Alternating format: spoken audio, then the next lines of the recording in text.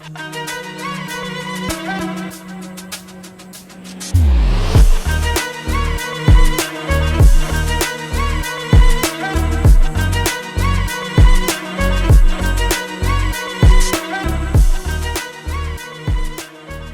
venons de terminer la cérémonie de présentation de notre rapport RSE. Je voudrais d'abord remercier vraiment l'ensemble des invités qui nous ont fait l'honneur d'assister à ce moment important pour le groupe Sonatel. C'est l'occasion pour nous de faire le bilan des activités de l'année.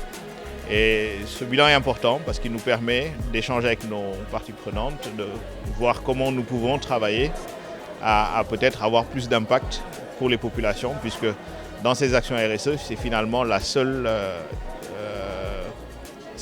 finalité que nous avons et c'est ce qui nous motive. Dans nos différents axes d'intervention, que sont la santé, l'éducation, l'inclusion sociale, l'inclusion numérique notamment, et l'employabilité des femmes et des jeunes.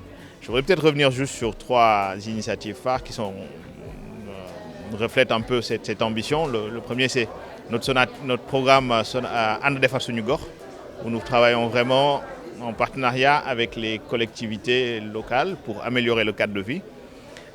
Deuxième exemple, c'est tout le programme de nos Orange Digital Centers, que nous avons dans nos 5 pays de présence, et qui sont des lieux où gratuitement, vraiment, nous essayons d'accompagner l'écosystème numérique dans le domaine de la formation sur les métiers du numérique, formation totalement gratuite, dans le domaine de l'accompagnement et l'incubation de start-up, dans le domaine de mise à disposition d'outils numériques vraiment qui permettent à des entrepreneurs de réaliser des prototypes, mais également dans le domaine du financement et de l'accompagnement des start-up. Donc, ce dispositif aujourd'hui est en train de monter en puissance avec des clubs que nous installons aussi dans les universités, dans nos différents pays. Ici au Sénégal, c'est déjà le cas à l'UGB et puis à l'université de Bombay.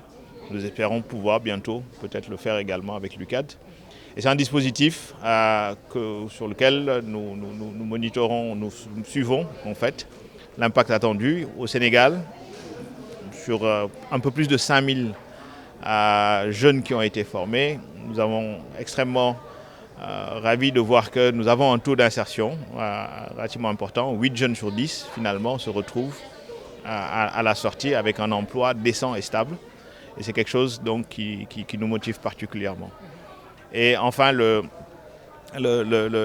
troisième, c'est vraiment un de nos programmes phares, le programme Village, où nous accompagnons là l'État dans les axes que nous avons déjà identifiés, santé, éducation, accès à l'eau, accès à l'énergie, et à travailler vraiment à apporter notre contribution au désenclavement. Et donc, c'est un programme également que nous avons fait dans tous nos pays, 26 programmes villages réalisés dans les différents pays du Sénégal, et qui nous permettent aussi concrètement d'apporter cette ambition qui est finalement d'assumer notre responsabilité sociétale. C'est une façon pour nous vraiment de partager effectivement la valeur que génèrent nos opérations avec les populations qui accueillent nos opérations, mais c'est surtout essayer du mieux que l'on pouvons être utile à ces populations. Depuis 2019, cette collaboration étroite nous a permis entre autres de collaborer, de contribuer activement à la politique RSE de Sonatel. Travailler main dans la main avec la Sonatel, avec le département RSE, nous a permis de voir réellement l'impact qu'on pouvait avoir sur les populations. La RSE de Sonatel, par son engagement envers la responsabilité sociétale d'entreprise, a joué un rôle clé dans notre réussite. Leur soutien continu et leur vision inspirante ont été des moteurs de notre croissance et de notre développement.